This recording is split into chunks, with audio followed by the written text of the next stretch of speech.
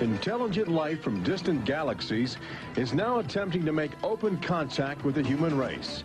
And tonight, we'll show you the evidence.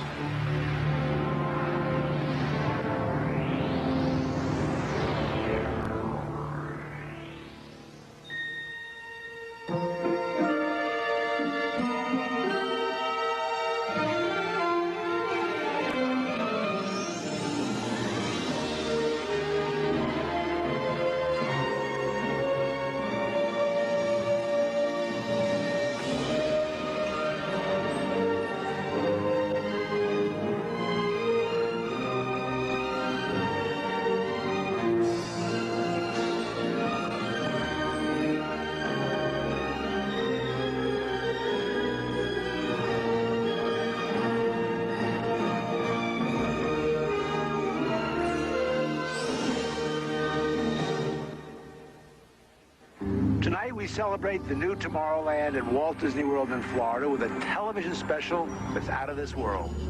Hello, I'm Michael Eisner, head of the Walt Disney Company. In a top-secret military installation somewhere in the United States, there are those who believe that the government is hiding the remains of an alien spacecraft that mysteriously crashed to Earth. With more and more scientific evidence of alien encounters and UFO sightings, the idea of creatures from another planet might not be as far-fetched as we once thought. In fact, one of you out there could have the next alien encounter. Enjoy tonight's special. I'm going to walk over and see if I can sneak a peek.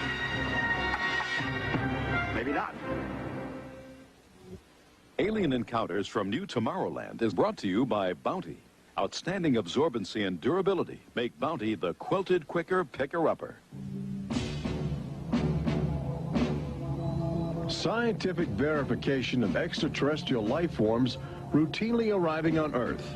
Top secret reports from ongoing military investigations. Compelling home videos of alien craft captured within the last few months. World figures who have gone public with their own extraterrestrial experiences. The shocking history of government misinformation programs designed to prevent widespread panic. And personal accounts of those who have been abducted and studied against their will. It's happened to me, it's happened to my sister, and I believe my mother. My son looks me straight in the eyes, and he says, "They took blood out of you, Mama." They don't ask permission, they take you. But it's such an incredible secret, nobody wants to believe it. There is valuable scientific data that would prove once and for all that planet Earth is being visited by a highly evolved intelligence that is not from this world. Wait a minute. I've had enough. Stop it. From beyond the boundaries of our perceptions, intelligent beings are beckoning mankind to join the galactic community. It's an invitation which is both wondrous and terrifying. This is the nature of alien encounters. Mankind has the unique ability to ignore the obvious, especially when the facts reveal a disturbing truth. We once believed the sun revolved around the earth. When Galileo demonstrated the reverse is true in 1634, he was charged with heresy and placed under house arrest for the last 8 years of his life. The charges were later dropped, 342 years later. Now, as we approach a new millennium, mankind is in the midst of the most profound event in history, actual contact with intelligent life from other planets. For nearly 50 years, officials have been documenting routine alien encounters here on Earth. And thousands of people have seen or experienced this alien presence. Yet many others still refuse to acknowledge the obvious evidence all around them. What is it like to be confronted by a creature whose intelligence and skill is far beyond the comprehension of mankind? Would it be enlightening? Would it be an exercise in terror? Or perhaps both? Here in the new Tomorrowland at the Walt Disney World Resort near Orlando, Florida, these concepts are brought to life as guests experience their own alien encounter, a sensory thriller from Disney and George Lucas. We'll give you a sneak preview later in the show. But first, we must prepare you for the future with some shocking insights from the recent past. Alien ships seem to arrive in waves. And if the last few years are any indication, planet Earth is experiencing a tsunami of sightings.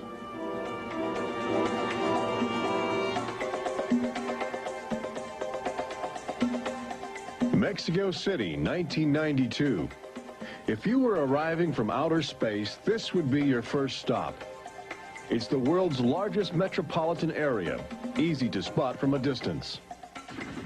Saucers arriving here have an affinity for military helicopters. This one was caught stalking a squadron during a national holiday celebration. Dozens of people videotaped the craft. Millions more just stared in disbelief as it covered 200 square miles of territory in a matter of minutes. Canada, 1991. In a residential area just outside Ottawa, this alien ship was photographed landing in what appears to be a prearranged site. UFO investigators claim the structure of this craft reveals a technology previously undocumented. This sighting is known as the Guardian case, named after the pseudonym of the photographer who wishes to keep his identity secret to avoid harassment from local authorities uncomfortable with the notion of alien intruders. For the last few months of 1994 and lately in 1995, Gulf Breeze, Florida has been ground zero for alien encounters. Especially during the day, extraterrestrial craft have become common ornaments in the uneasy skies. Over those dunes right there. There she is, right there. Oh my God. Residents of Gulf Breeze routinely aim their home video cameras at the horizon. More often than not, they capture an astounding alien display. Look, there it is. Right up there. Looks like an egg on top and an egg on bottom. You would think these alien sightings would be front page news. So why have they received almost no national attention? The answer is simple. For governments determined to maintain their authority, extraterrestrial contact is pure dynamite. There's beings from another planet. We don't know where they come from. We don't know what they're doing here. There's nothing we can do about it. Meet Captain Kevin Randall, retired Air Force intelligence officer, now a top investigator of alien encounters. Anytime a technologically superior civilization comes in contact with a technologically inferior civilization, the technologically inferior civilization ceases to exist. Not necessarily through conquest, not necessarily through invasion, but because the technology changes the underlying social structures of that civilization and it disintegrates. Those fears are reflected in a 1960 federally funded study by the Brookings Institution, which warned that public knowledge of alien life could cause civilization to collapse. So they began a policy of covering up and hiding the information, but they also began a policy of ridiculing, so that people who really see something are afraid to come forward. This isn't right to do the ridicule. I mean, a lot of people suffer. Retired Army officer Clifford Stone certainly suffered after he began private research into the UFO phenomena while still in the service. Well, I was given a lawful order while I was in the military to back off. I refused that lawful order. That resulted in me having to go to be psychoanalyzed, which kind of backfired on my command. But I was actually given a lawful order not to write to members of Congress without first getting it approved through my command, and not to talk to members of the media. Of course, I went out and violated all those directives simply because I felt they had no right, that I had a right. He also has determination. This collection of classified government documents represents years of determined effort by Stone to open the UFO files and offer fresh leads to investigators on the trail of the truth. It is not surprising that this book is making top military officials very uncomfortable. I think that some of the underlying concerns they have is the impact it will have on society as a whole if the information is ever released. Then why have aliens chosen to visit our small blue planet, hidden on the distant fringes of an insignificant star cluster? Well, we invited them here. When we return, what is attracting alien visitors to planet Earth? Extraterrestrials take aim on America's military.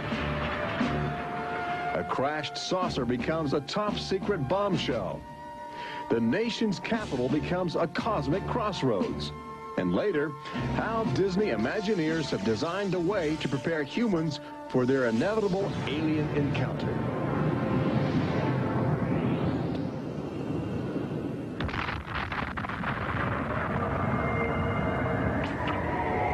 And I looked, and behold, a whirlwind came out of the north, and a fire enfolding itself, and a brightness was about it. Also out of the midst thereof came the likeness of 4 living creatures. And when the living creatures went, the wheels went by them. And when the living creatures were lifted up from the earth, the wheels were lifted up. For the spirit of the living creature was in the wheels. Ezekiel chapter 1. There have been reports of alien encounters throughout recorded history, often buried in the obscure poetry of mystics. But since the end of World War II, alien encounters have adopted a darker, more menacing demeanor. No longer just spirited lights dancing in the sky, UFOs turn more brazen, announcing themselves with surprising ferocity. Most alien activity on Earth in this century seems to have been sparked by the single most profound technological achievement in human history.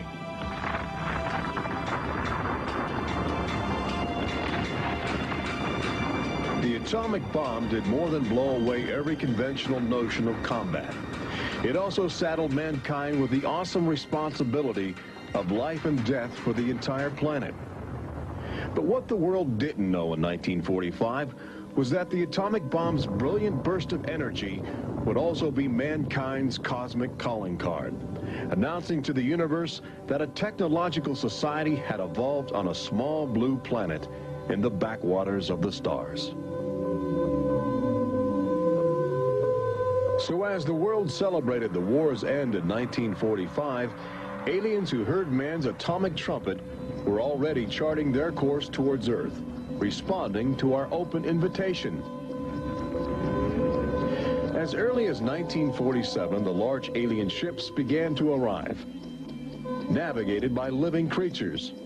Their advanced physics allowed them to traverse the galaxy and pierce Earth's atmosphere with amazing speed. The U.S. military immediately went on the alert against the unknown menace. Sightings were perceived as threats to the security of an America still reeling from the edgy consciousness of war.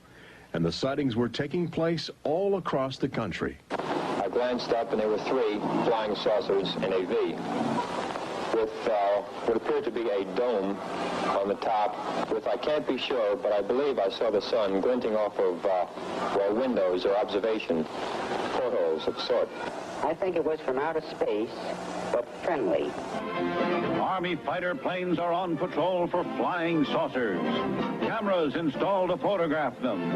Portland, Oregon, the area from which came the first weird reports.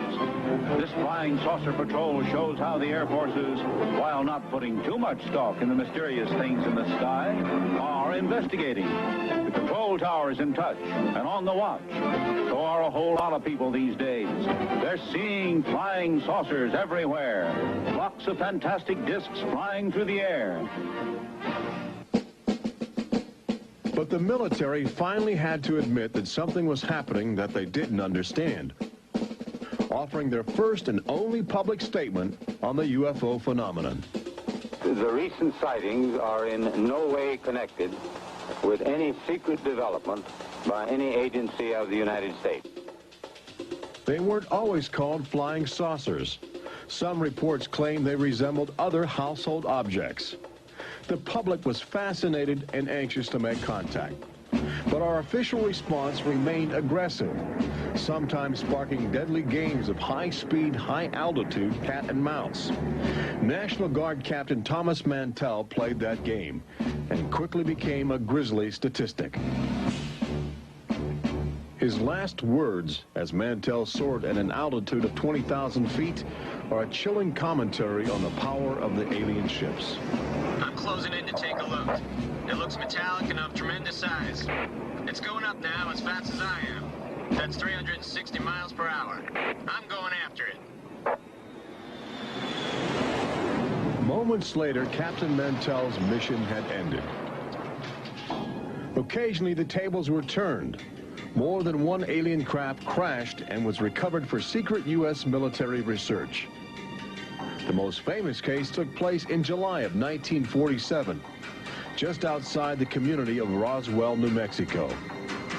Famous because local officials openly admitted they had retrieved an alien ship before their commanders instructed them to keep the story confidential.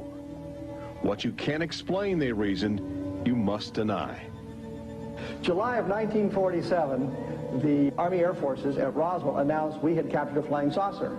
You can say our government announced in July of 1947 they had a flying saucer. 3 hours later, they announced, no, it's merely a weather balloon. The officers at Roswell made a mistake. But our government has come forward and said, yes, we had a flying saucer. Then they took it back. Any one of your viewers can go back to the newspapers on July 8th, July 9th of 1947, and just front page headline after headline that the government had captured a flying saucer. Don Schmidt from the Center for UFO Studies in Chicago is convinced that the Roswell case is the linchpin in America's ongoing alien cover-up. We have over 550 witnesses. They were there. They handled the debris. They saw the craft. They saw the bodies. They handled the crew members of that craft. And invariably, they all say, this was not from this earth. This is the actual site where the Roswell saucer was discovered, along with the bodies of 3 extraterrestrial missionaries who didn't survive the collision. The debris and the dead were impounded and taken away for top-secret study, while a classified investigative committee called the Majestic 12 was organized by President Truman. And a government cover-up was initiated with a calculated disinformation campaign. The military, I know for a fact, has established what's called disinformation programs, officially sanctioned deception programs. This is covered by a regulation at Department of Defense level that's secret. This is the case with the unidentified flying objects. I cannot say that the Roswell incident was a cover-up, but I can certainly say that the government back then and today acted like it was a cover-up and has been subject to being accused of a cover-up. The flying saucer debris at Roswell was attributed to a downed weather balloon. There was no explanation for the alien body parts among the wreckage. Before long, other sightings were dismissed as optical illusions caused by electrified swamp gas, with elaborate demonstrations staged for newsreel cameras to back up the claim.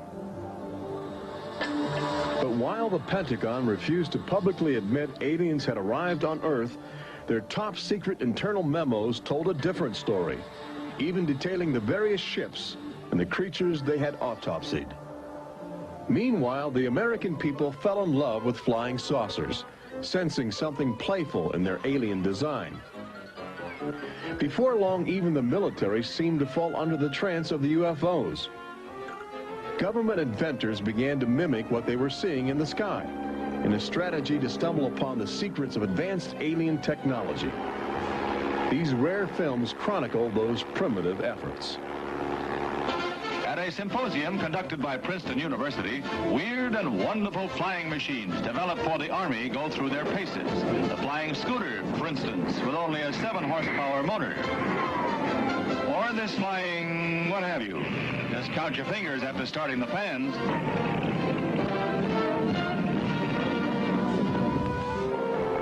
The naive attempts to copy the saucers began to look foolish, especially in July of 1952, when real alien ships were routinely buzzing over Washington, D.C., leading fighter pilots on frustrated chases lasting as long as 6 hours. It was the first time since the War of 1812 that our nation's capital had been successfully invaded by a foreign power. By the early 1960s, UFOs were having a chilling effect on our defense operations.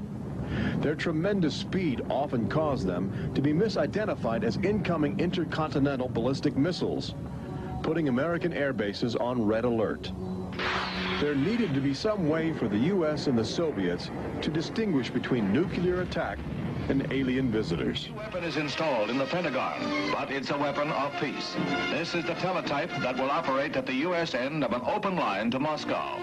This link, it is hoped, will help avoid misunderstandings that could possibly trigger a catastrophe. Now, a president could be in touch with the Russian premier in a matter of seconds. The hotline between Moscow and Washington was set up so they could go ahead and make last-minute pleas that we're not attacking you and you're not attacking us.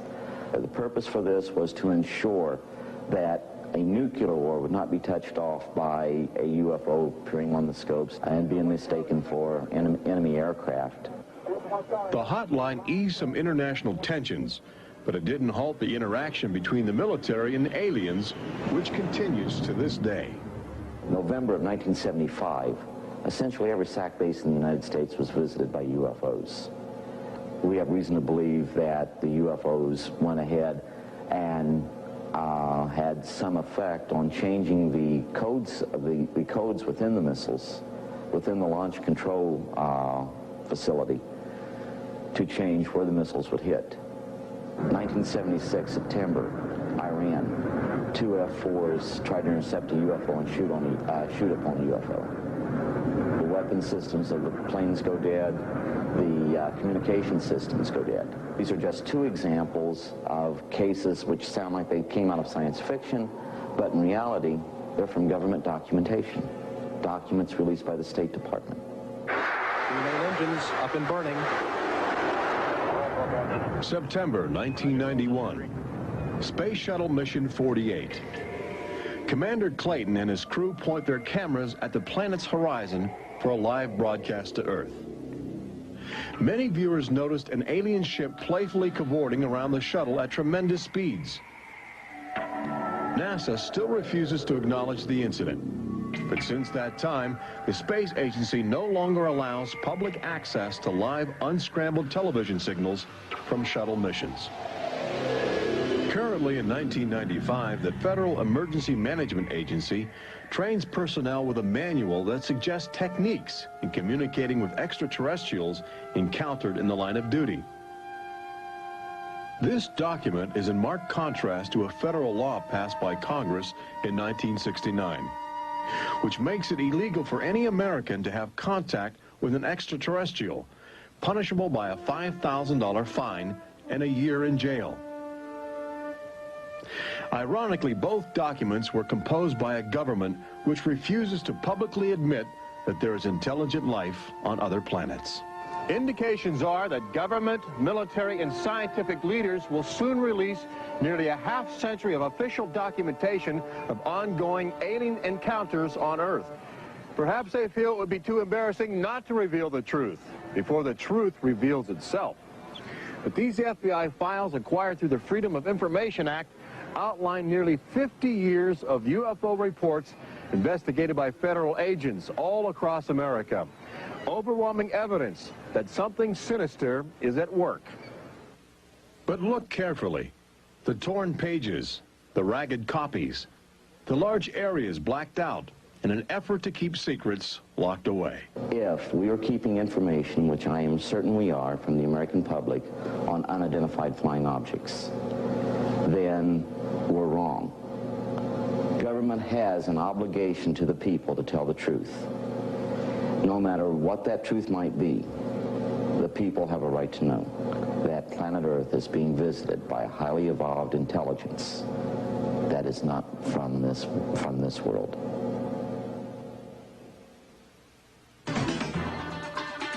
When we return, meet the people who have already experienced disturbing contact with creatures from another world. They don't ask permission, they take you. See how government is monitoring mutant life forms which have already staked their claim on planet Earth.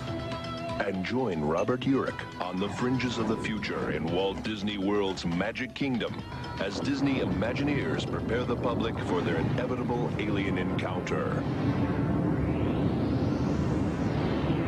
Encounters from New Tomorrowland.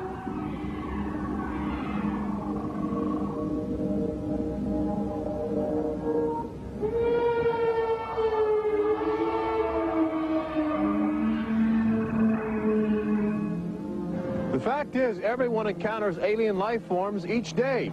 We've just become accustomed to ignoring the evidence. We expect the first visitors from outer space to arrive in flying saucers. But there are new scientific suggestions that the microbiotic organisms, which routinely invade human bodies in the form of viral disease, may have extraterrestrial connections. These minute alien life forms may very well be the advanced invasion force, leading the way to test Earth's environment for more complex and determined creatures.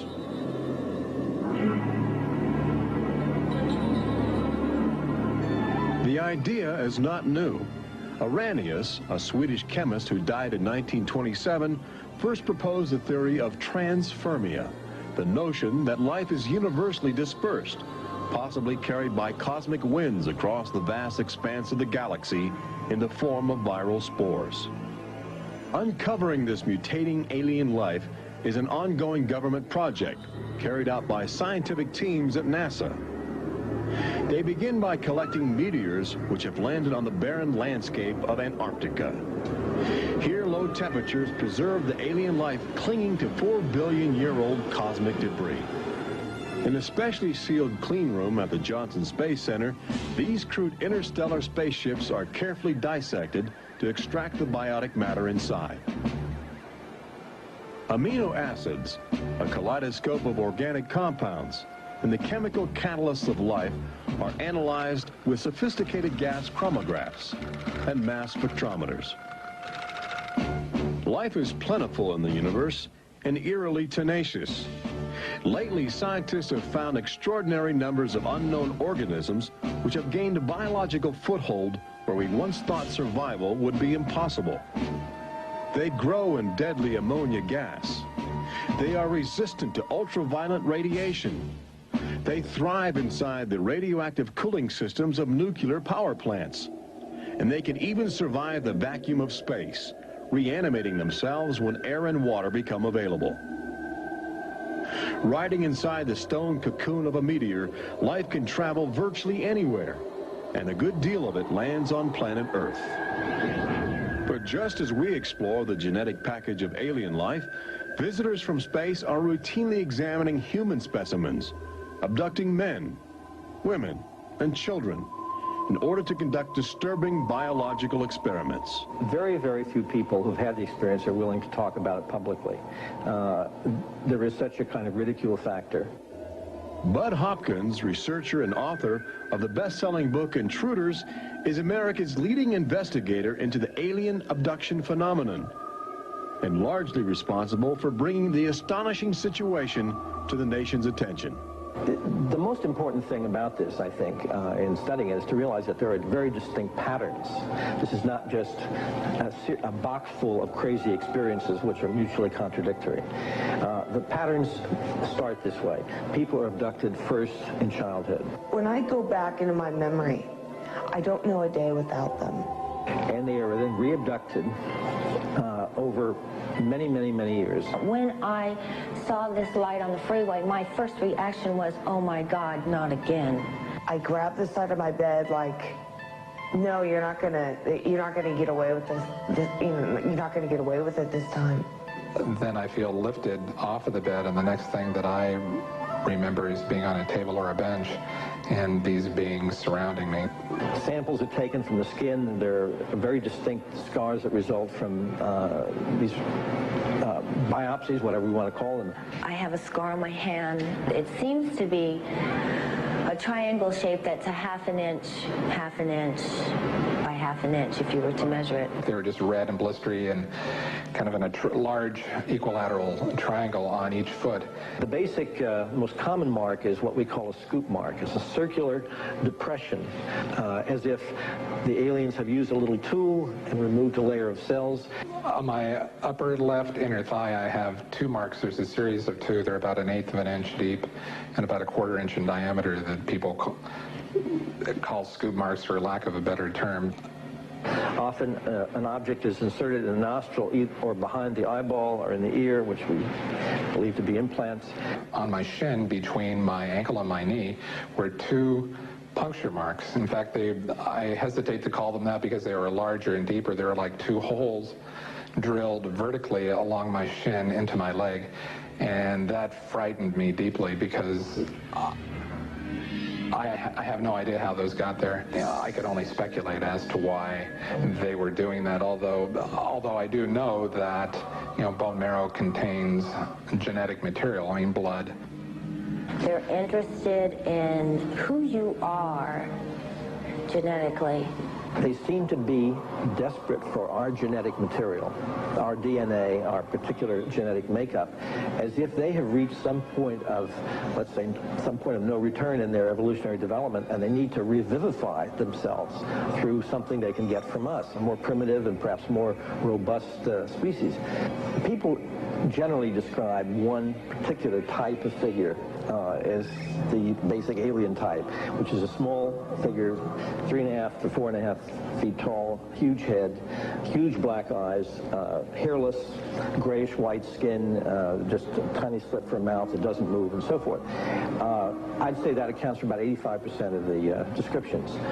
There's some that are very, they talk about the reptilian being like sexually aggressive, and then there's some that look like praying mantis that are very mean and very violent.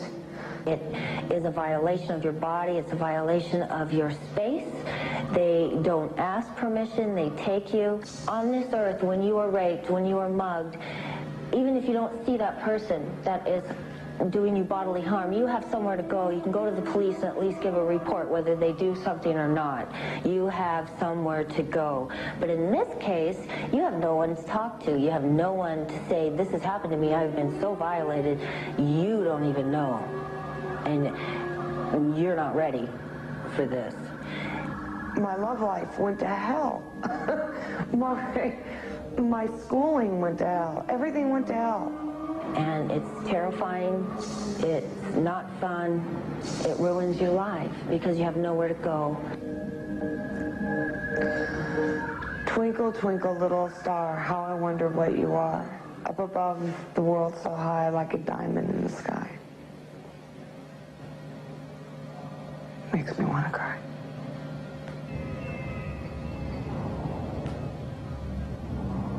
Part of the trauma involved in this is our government telling us that these objects don't exist. And I seem, and other members of my family, and other people seem to have these experiences.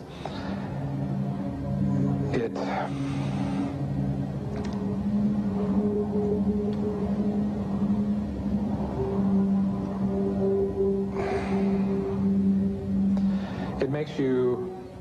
makes you doubt your sanity. The range of people who have had abductions around the world, because it is a global phenomenon, is just, it's a total range. I've worked with people who are of Oriental backgrounds, African-American background, Hispanics. I've worked with one NASA scientist, a research scientist, who is an abductee, a police lieutenant from the South, doctors, lawyers. I mean, I've had, incidentally, 7 psychiatrists come to me because of their own personal abduction experiences. The phenomenon affects people from all walks of life. And it has a dramatic effect on families. Debbie and Terry know firsthand. Both are ongoing abductees with deep concerns about the chilling connections between aliens and their children. I thought this was mental illness. Then my son started speaking about little airmen coming into his room and taking us up, and there was even one point where he said, "They took blood out of you, Mama." He wanted guarding all the time. He wouldn't go to bed at night unless I slept with him. He was angry. And the other thing is he started setting traps. One night my husband came home from work and there's these little colored stones all over the garage. And Dale, my husband, said, "What is this for?" And he says, "Well, this is when the airmen come, they slip and fall on their butts." The interesting thing about children is a sort of innocence about their perceptions. I will present these cards of different heads, and there's Santa Claus, Batman, policeman, a clown, Ninja Turtle, an alien. what we do is to see how the child responds when we get to the alien face. And it can be extremely moving, because I've seen children just collapse when they see the drawing of the alien crying, hugging their fathers or their mothers in terror. Well, she was 4 years old, and she was past bedwetting and all of that behavior. She was beyond that, and she'd never wet her bed. And when we moved to Banning, she started having nightmares every night and wetting her bed. And a couple of weeks ago, she had a bunch of scratches on her face, and she didn't have them when she went to bed. I said, what happened? And it was funny. The only thing I could get out of her was that she asked me, do aliens hurt you? And I went, what? And a woman told me, for instance, that her little girl, when she was first able to talk, would tell her about these nightmares of what she called the bugs coming in the room. And they were big bugs with big eyes. And again, there were some physical marks, all the surrounding evidence suggesting abductions. At one point, the mother, a few years later, was getting out of the car with her daughter at a shopping mall, and the Goodyear blimp was coming over. And the little child said, Mommy, look, don't you remember when you and I were up in that thing with the bugs? The last time I had a session, in that session I actually saw Lexi being escorted by two small grays. And it was very upsetting to me. I could not handle the fact that my daughter was being subjected to something that I had no control over. And when I think you have no control over something, that you're so helpless, it's like your child's drowning or something, and you can't save them. I feel like I'm going to go crazy because there isn't anything I could do for my son. I know. One of the most interesting things, too, from a child's point of view, has to do with the fact that communication is telepathic. One little boy drew on some drawings he'd made for me of the aliens. He put on the side of the head, each alien head, a gigantic ear, just one. And his mother said, what's that? And he said, well, Mommy, I know they don't have ears, but I put that there because, you know, they can hear everything you're thinking. When we return, Robert Urich takes you to the new Tomorrowland in Walt Disney World's Magic Kingdom, where Disney Imagineers are creating extra terrestrial excitement, preparing the public for cosmic contact with a virtual alien encounter.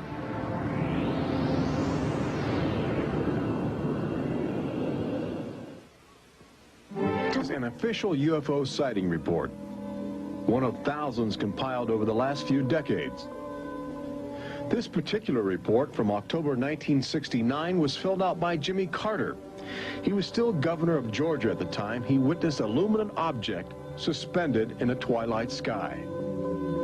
Later, when he assumed the office of President of the United States, his staff attempted to explore the availability of official investigations into alien contact. As this internal government memo illustrates, there are some security secrets outside the jurisdiction of the White House. We investigated lights in the sky for over 20 years. We didn't get anywhere. We have over 100,000 cases from over 160 countries in our files at the Center for UFO Studies in Chicago. When you actually take the time to look at the official record, look at the classified, disclosed documents on the phenomena, and I'll guarantee you'll walk away saying, why weren't we told about this? And why were we told something else altogether? We've all been indoctrinated to have this knee-jerk response just to that term, UFO. We have to ask ourselves, who started it?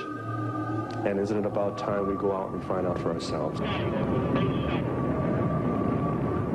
Every year, NASA routinely propels about 24 astronauts into a low Earth orbit aboard the space shuttle, a loud, lumbering, somewhat primitive rocket ship.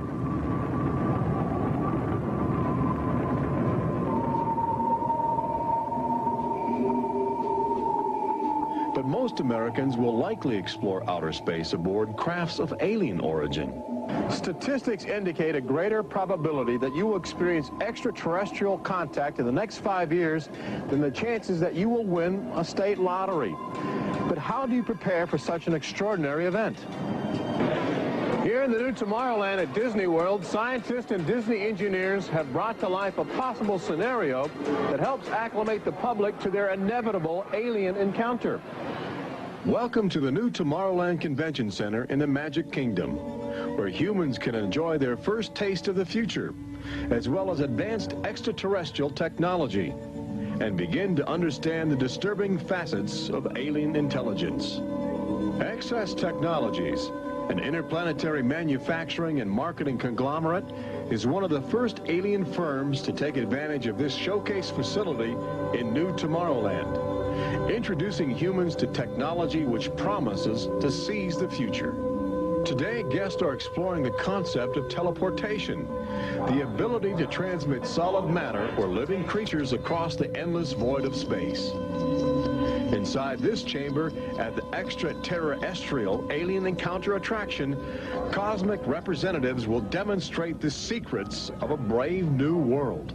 Utilizing the ominous device, two very different life forms will make contact via the teleportation process. Unfortunately, high technology can backfire if operated by careless hands. As the seat restraints lock into place and the power generators are activated by anxious extraterrestrials, these happy humans are about to discover a disturbing truth.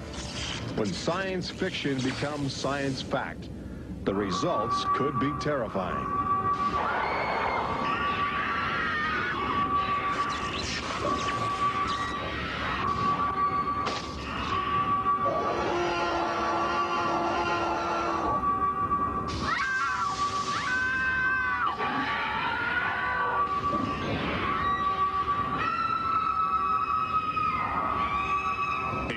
Encounter opens at Walt Disney World summer 1995.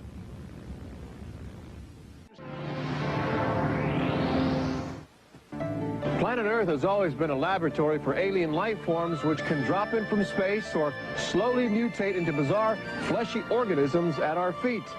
Understanding the nature of these strange creatures from above and below is the greatest challenge of our age.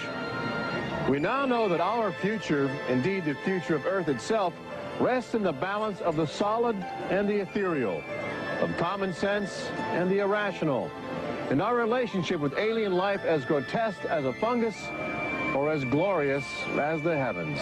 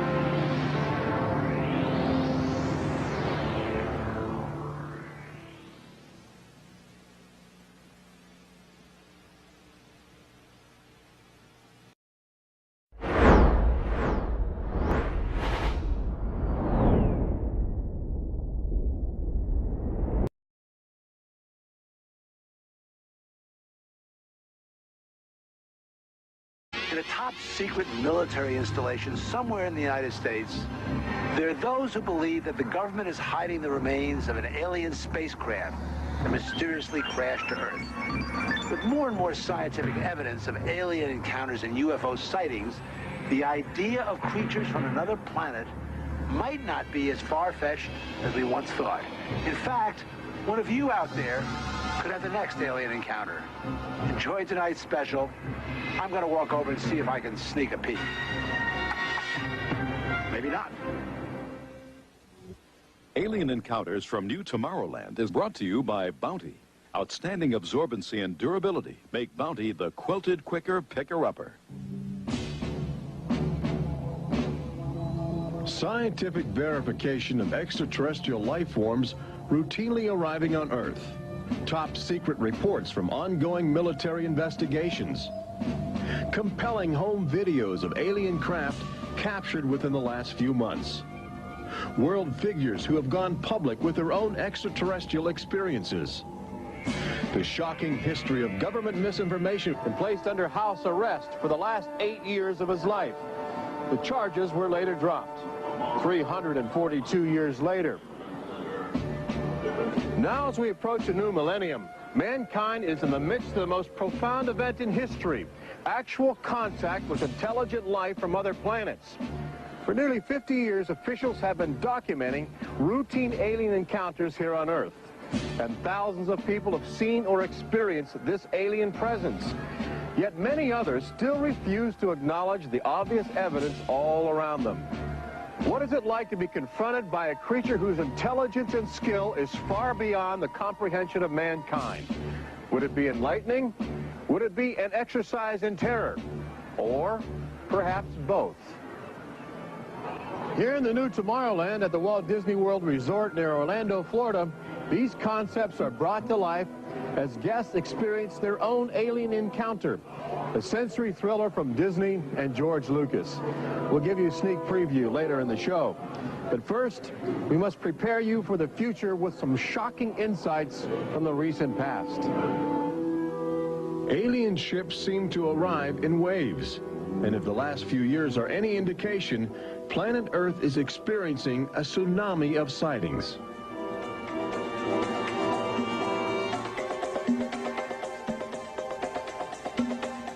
Mexico City, 1992. If you were arriving from outer space, this would be your first stop. It's the world's largest metropolitan area, easy to spot from a distance. Saucers arriving here have an affinity for military helicopters. This one was caught stalking a squadron during a national holiday celebration. Dozens of people videotaped the craft. Millions more just stared in disbelief as it covered 200 square miles of territory in a matter of minutes. Canada, 1991. In a residential area just outside Ottawa, this alien ship was photographed landing in what appears to be a prearranged site. UFO investigators claim the structure of this craft reveals a technology previously undocumented. Intelligent life from distant galaxies is now attempting to make open contact with the human race. And tonight, we'll show you the evidence.